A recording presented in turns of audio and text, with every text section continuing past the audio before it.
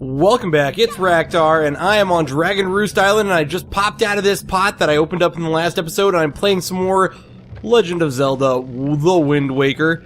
And look below me, oh my gosh, and to the side of me, you may recognize that room as I believe, if I'm not mistaken, that's the very first room in this dungeon. And it's kind of a scary height, you definitely don't want to fall from here, and you can fall from here, I mean...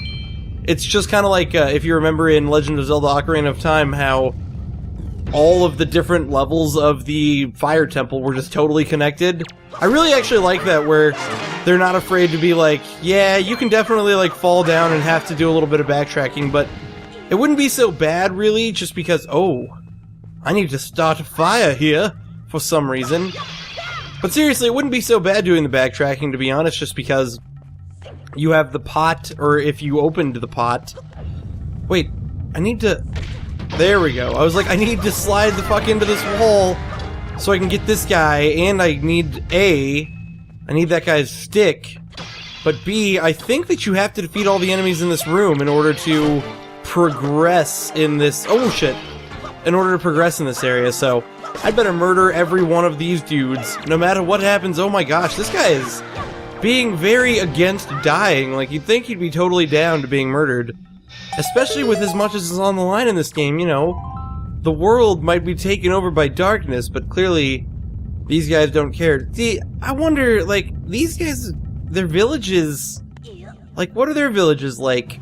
If they're just totally cool with, like, the world being taken over by an evil being? Like, I don't know. I kinda wanna know what kind of world they live in, where they think that's just totally cool. That the world can just be taken over by evil. Like, you'd think, even though they seem like genuinely evil guys, they would still totally be down for just, you know, saving the world with the rest of us and then just having a nice world where they can live in. And if they joined my side, they wouldn't have to be ruled by an evil overlord. They could just get their own island out here on the Wind Wakian seas of Wind Wakia. What is in that pot? It didn't break. Oh, it's a joy pendant. I feel like if there had not been a joy pendant, it would have broken, or maybe it just wasn't high enough on the shelf. I really have no idea which of those cases is true. Oh, this guy. Dude, this guy is going to try and fuck with me. Or I can cheat and just run past him, like... See, there's... Oh, shit. See, look, there's tricky strats. I can just do that. I don't even have to fight that asshole now. Look at that. You think you're so threatening right there, but actually you're just a dumb little chump. Although now I'm not going to get to show, like, what is up with those dudes. They're actually not as bad as I said when I was like, oh, this guy! He's going to try and pick a fight, and he's going to be super challenging, because he's not going to be super challenging. Ooh, look at that shit. So, once again, we're faced with this, and there's no way to get past it, but luckily, we have other solutions to other problems here, aka the bomb flower, which, what?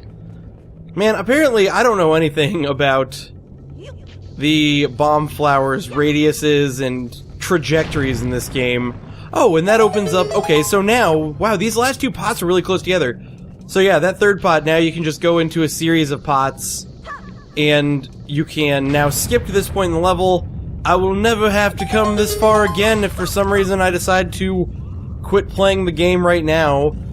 I guess if I were a very faint of heart player and I could only handle like 3-minute play sessions, that would be a really good placement for that, because I would be like, oh, I made it to the next pot, now I'm gonna go take a nap, because making it to that pot was a tough, long bit of work. But notice that Valoo is going crazy. He's traditionally supposed to be a kind and gentle dragon, but he is freaking his shit out up here. Do I even want to go inside? And look, he's got defenders of the realm trying to kill... Oh, and it's Medley. What?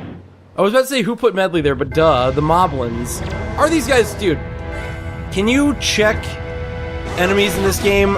I was wondering if these guys are called Moblins. So, I'm pretty sure they are. In Skyward Sword, these guys, well, the equivalent of these guys, are called Bokoblins. And that's why, in case you've been wondering why there's been some confusion in my commentary, when I've been like, are these Moblins or Bokoblins? It's because in Skyward Sword, the same equivalent of dudes was Bokoblins, but I guess it makes sense that in Skyward Sword, similar dudes would have like a way different name and kind of like livelihood. So look at this guy. Cast this. Oh, pick it up. No, pick it up before he gets it. Yes. I can kick his ass with his... Oh, I accidentally threw it instead of swung it. Whatever, he's dead. I was gonna be like, I can kick his ass with his own spear, but clearly all I can really do is throw his spear like a pile of failure. And... Ooh. Hey, this is the first time I got one of these. Skull necklace, and I can keep it in my spoils bag, but shown to the right person. Yeah, so these and the joy pendants, and there's gonna be a future one of much more value. Basically, you can collect a lot of them, and eventually you can get something really neat. I don't know why I'm smashing these pots. It's because I'm an asshole. Oh, look at this! She could have gotten out of here all along. She could have chopped her way out. Alright, Medley. Yes, I came to rescue you, even though you could have gotten out with that giant sword the whole time. But... Oh, Valoo, you poor bastard. Well, anyways, I think she is now going to give me... Dude, she just keeps on providing me with all these great items. Medley is like a fantastic person.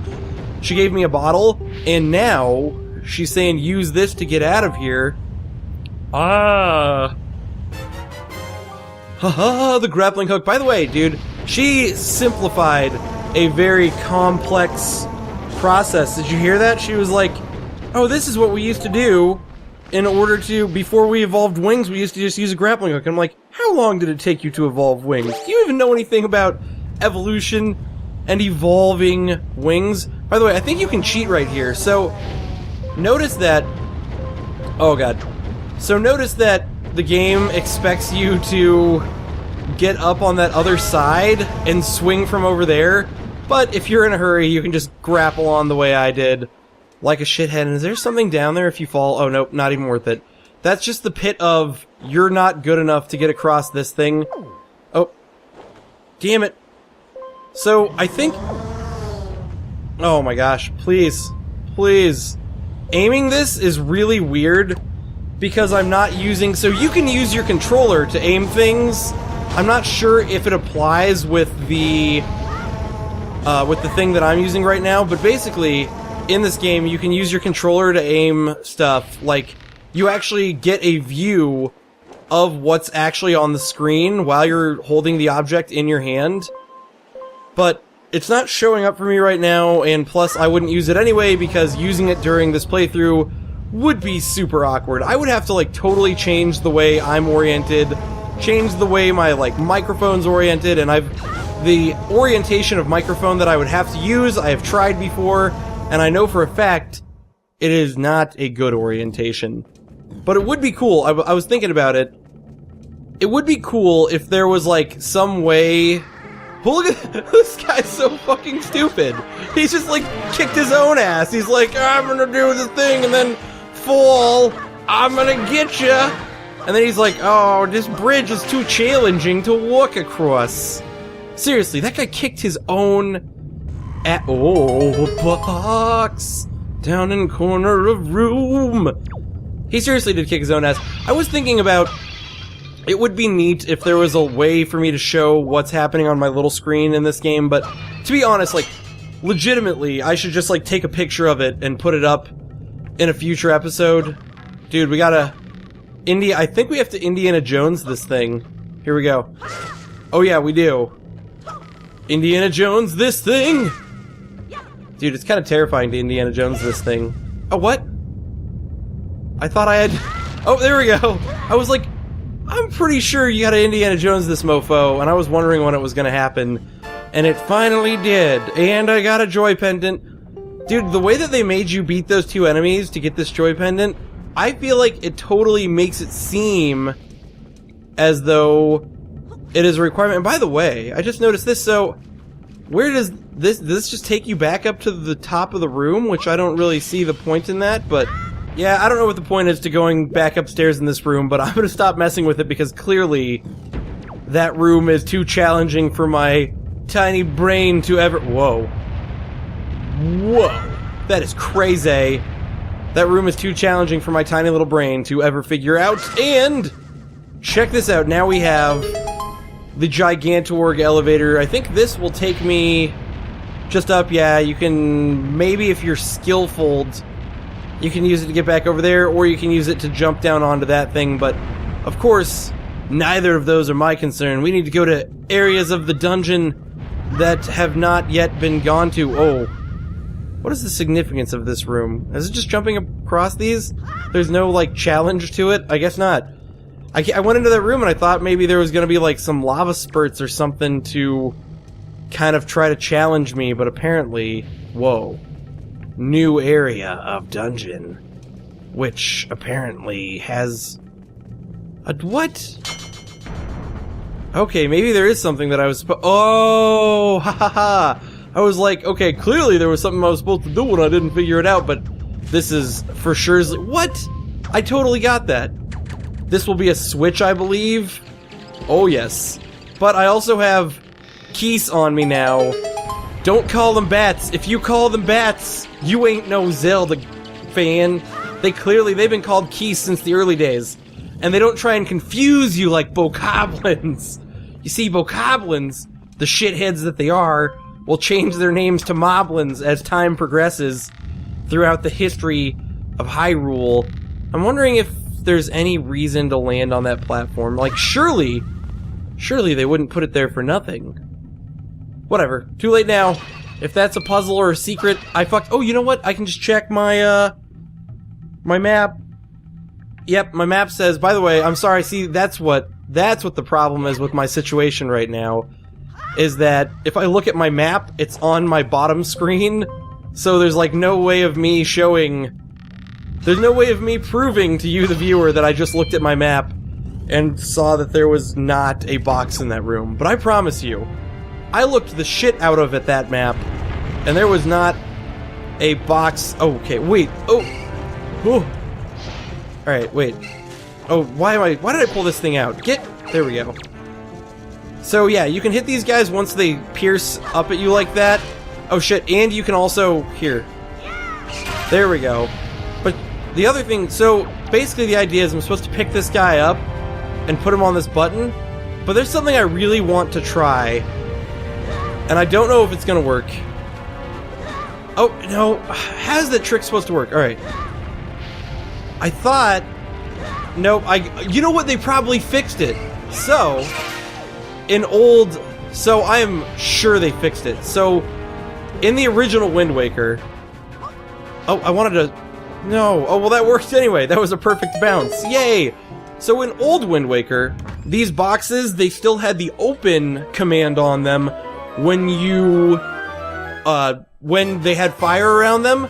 So if you could find a way to step in the fire, which obviously lighting yourself on fire is a way to step in the fire, you could cheat your way to the top. Is there... Oh, no. I was wondering if there was a water pot in this room that I could possibly use that spout there.